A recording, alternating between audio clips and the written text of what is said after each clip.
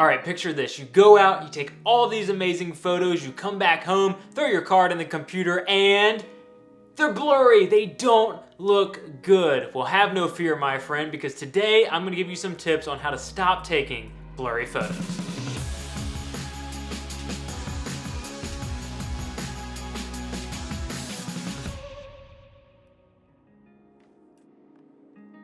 First up is have a proper grip. Don't go out there waving your camera around with one hand thinking you're cool taking all these photos, because that is not gonna help you whatsoever in taking sharp photos. Let me go ahead and grab a camera real quick. Take your camera, first hand right here, second hand underneath. You can grab the lens if you want, and this is gonna stabilize your shot. It's gonna help reduce a lot of the shake that you could introduce into your shot. Then if you're shooting one-handed or waving it around or like doing all these crazy different things to hold your camera, just stabilize your shot with two hands, and that's gonna help you take a sharper photo. You also wanna make sure you're using the right shutter speed for whatever you're photographing, and a good rule of thumb is at least double your lens focal length. Now, if you're using a camera that has IBIS or you have a lens that's stabilized, you can definitely go a little bit lower than that, but a good rule of thumb is use your shutter speed that it's at least double your lens focal length.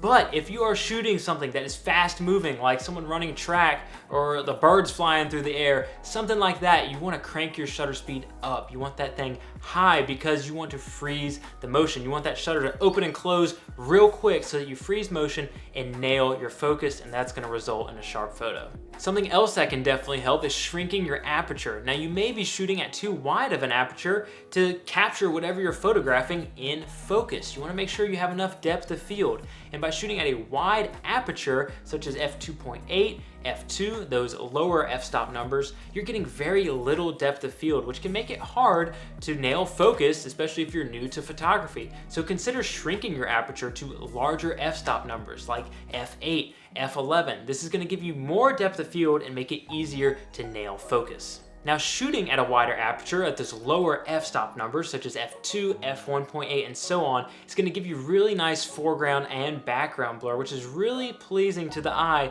but it makes it harder to nail focus, especially if you're new to photography. So I always think it's better to shrink your aperture, go a little bit higher on those f-stop numbers to make sure you nail focus, because if you end up with an out of focus image, it's no good to you anyway.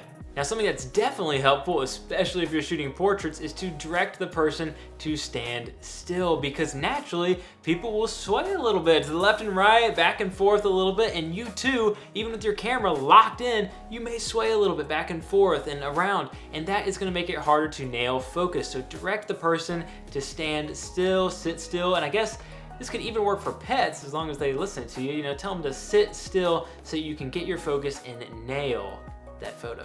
And something that's amazing about the digital age that we live in is that we can take as many photos as we want as long as we have the storage for it. So shoot a few options. You don't have to just click once and be done with that. No, you've got the space on your card. Take multiple options, because you may bring those photos back into your computer and look at some that are out of focus, and then you've got one where you nailed it and everything looks great. You'll be glad you shot all those extra options. We're not shooting film where we only have 24 or 36 shots and we gotta make all of those count.